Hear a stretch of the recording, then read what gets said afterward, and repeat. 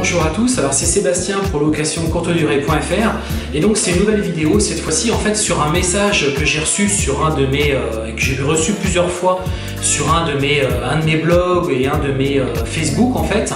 Une personne qui en fait me dit tout simplement voilà moi comment je peux faire en fait, c'est la question qu'elle posait, c'était comment je peux faire pour prendre en fait soit un déposit en fait par rapport à une réservation ou tout simplement encaisser une caution avant même que mon voyageur en fait fasse son check-in, sachant que la réservation était tombée sur Airbnb.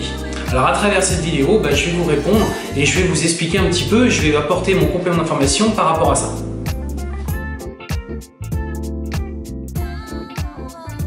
Alors tout simplement, donc cette personne pose cette question. Alors je pense qu'elle ne doit pas bien connaître le fonctionnement des plateformes en location courte durée, ou du moins elle ne doit pas bien connaître, je pense, donc Airbnb.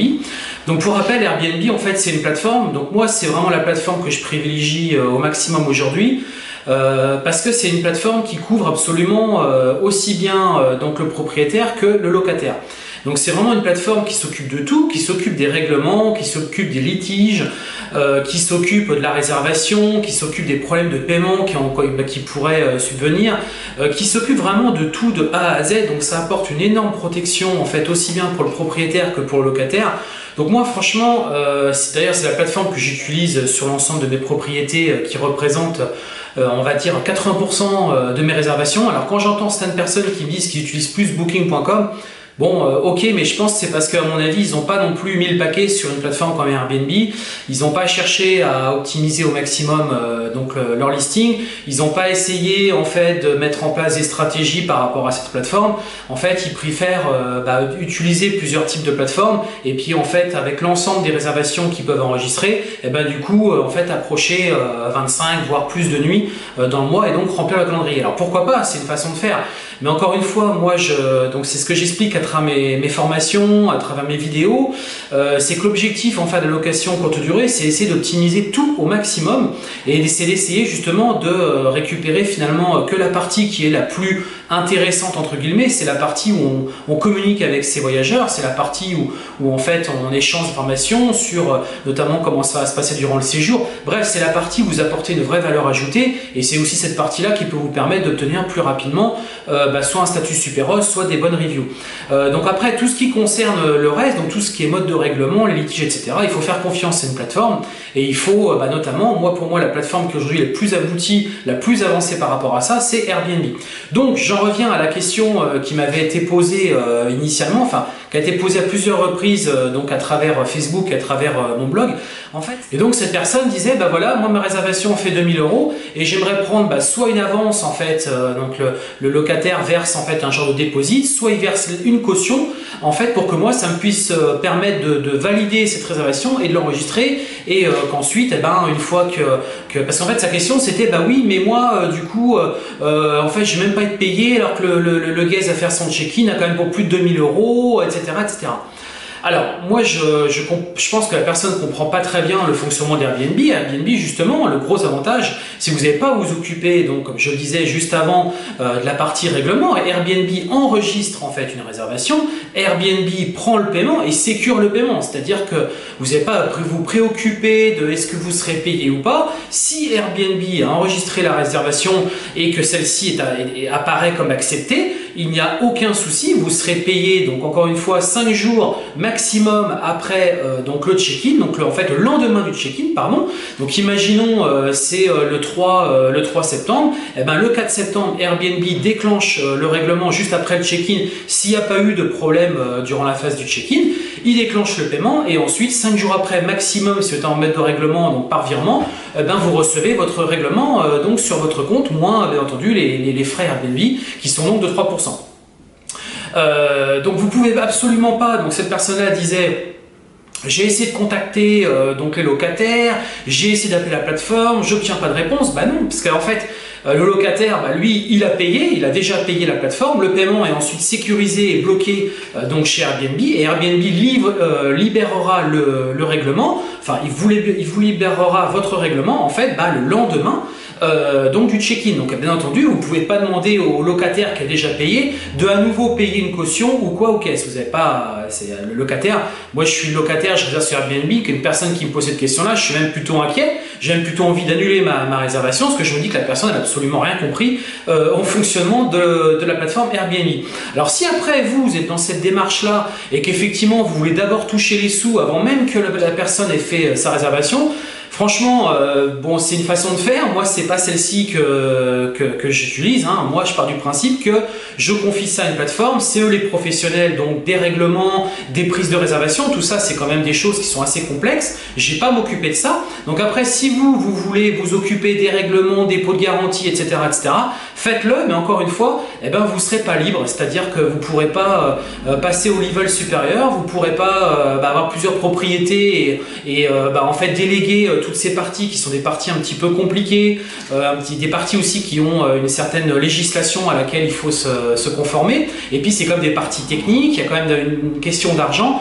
Moi tout ça, je préfère me séparer de tout ça, confier ça à une plateforme, elle s'occupe de tout, et pour moi, je considère que la réservation est enregistrée, j'ai la réservation, et donc j'attends l'arrivée de mon guest, et je fais confiance entièrement à la plateforme. Donc si après vous n'êtes pas dans cette logique-là, bien entendu, vous n'avez pas du tout à utiliser la plateforme Airbnb, puisque Airbnb, et comme je vous le dis, c'est comme ça que ça fonctionne.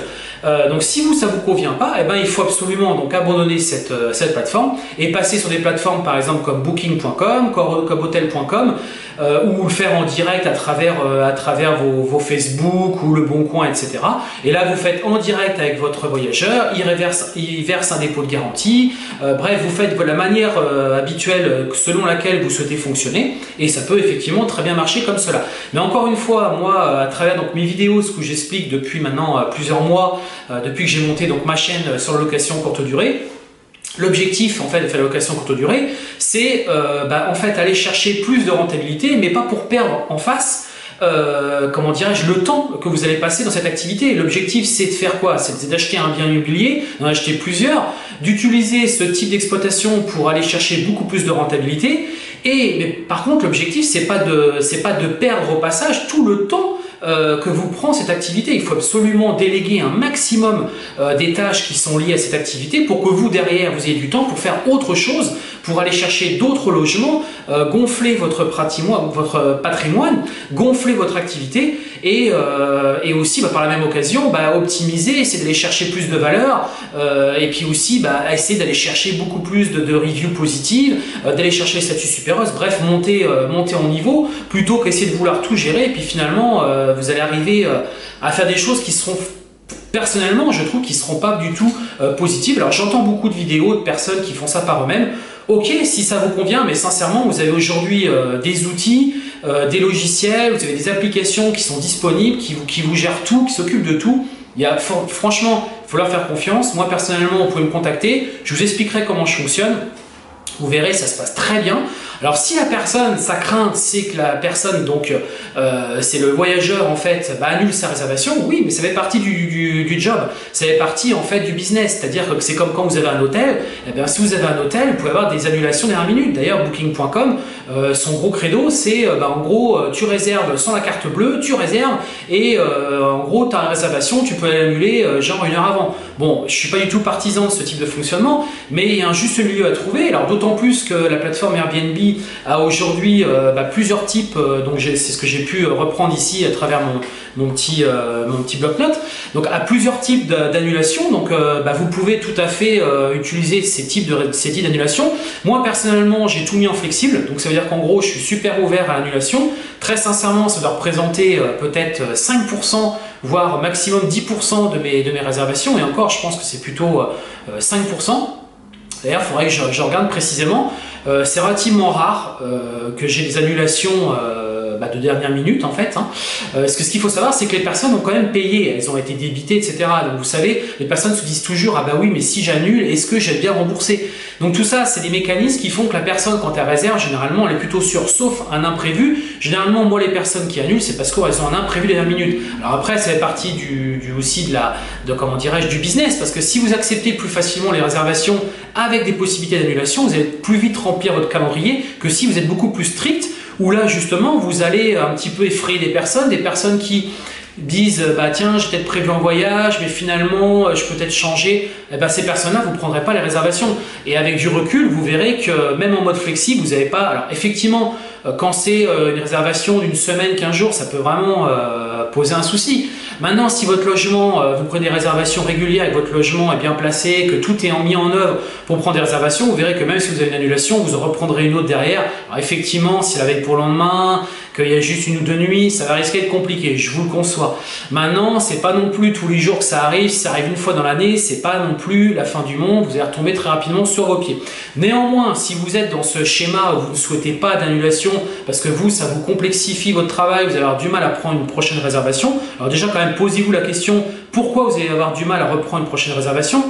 C'est quand même la question qu'il faut un peu se poser aussi à un moment donné, parce que si vous mettez en mode strict, donc là je vais vous l'expliquer, Airbnb a le mode flexible, le mode modéré et le mode strict. Donc si vous mettez en mode strict, ça laisse sous-entendre que dès que vous avez pris la réservation, en gros c'est terminé, c'est bloqué.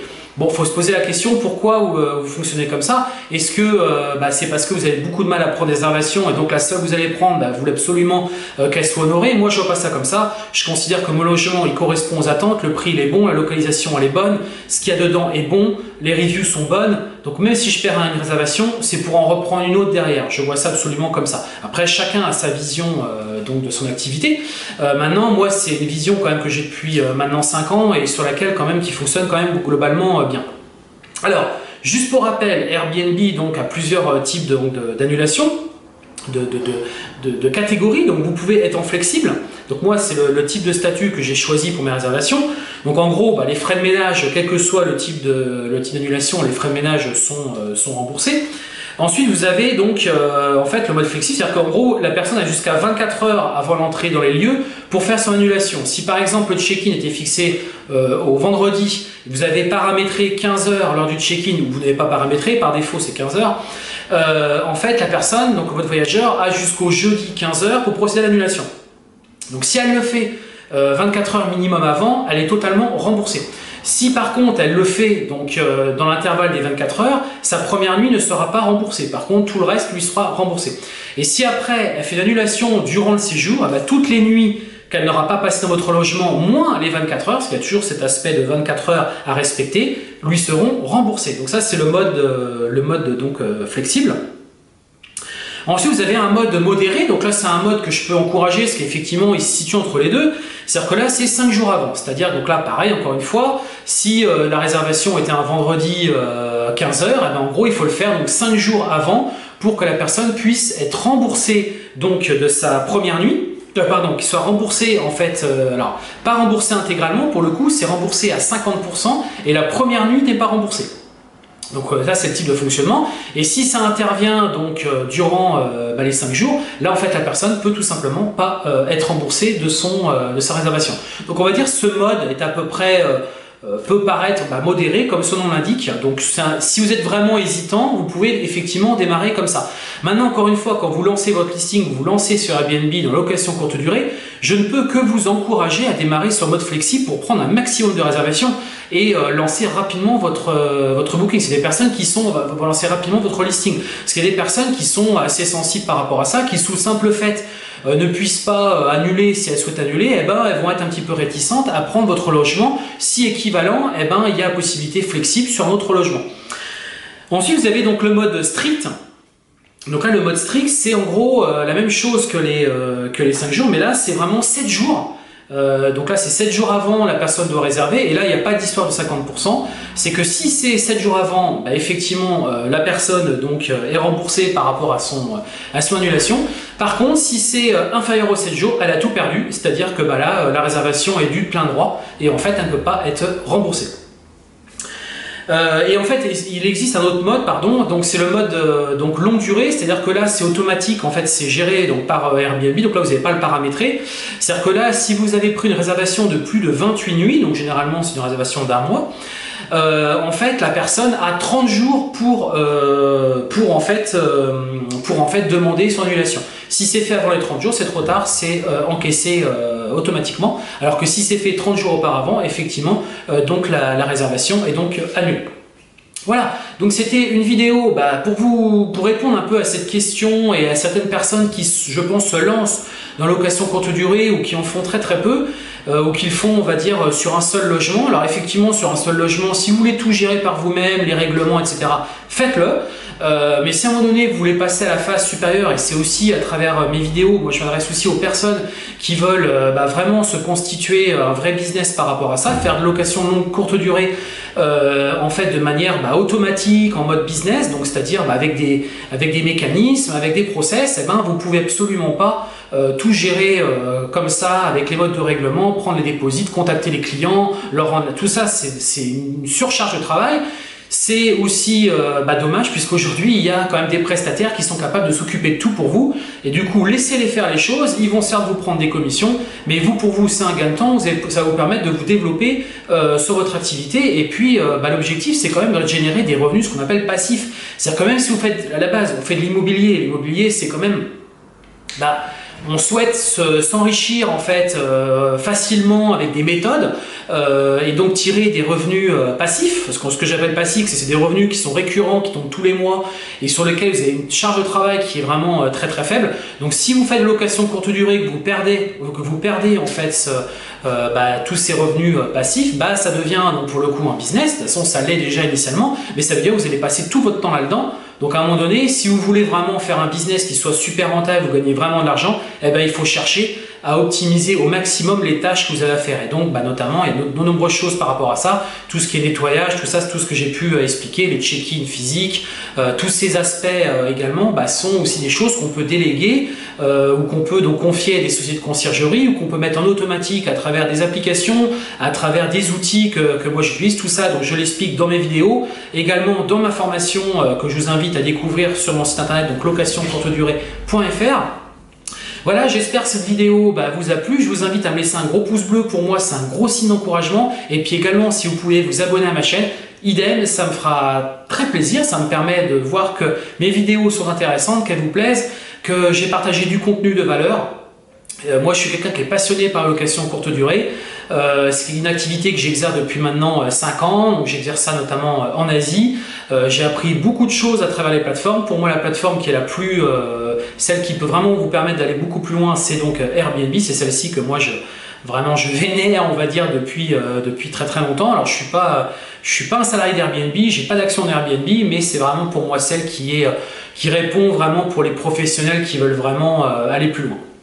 Voilà, en parallèle de ça, j'ai édité en fait un guide gratuit donc à télécharger que je vous invite à découvrir. Donc en bas de la vidéo, il y a un lien, vous déroulez en fait, vous allez voir, il y a un lien, vous cliquez, ça vous permet de récupérer un guide sur l'immobilier en fait, comment faire de l'immobilier locatif, comment se lancer dans la location courte durée. Donc c'est un guide que je vous invite à télécharger, c'est absolument gratuit. Et puis en parallèle de ça, je vous invite à me retrouver donc à nouveau sur ma chaîne YouTube en vous abonnant et puis également consultant mon site internet locationcourtedurée.fr qui est un blog en fait où il y a beaucoup d'actualités par rapport à ça. Et puis encore une fois, moi je suis disponible, n'hésitez pas à poser vos questions, à me contacter en direct, ça me fera très plaisir de pouvoir vous aider en fait à soit vous lancer, soit à doubler vos revenus sur location saisonnière. Voilà, je vous dis à très bientôt. Ciao!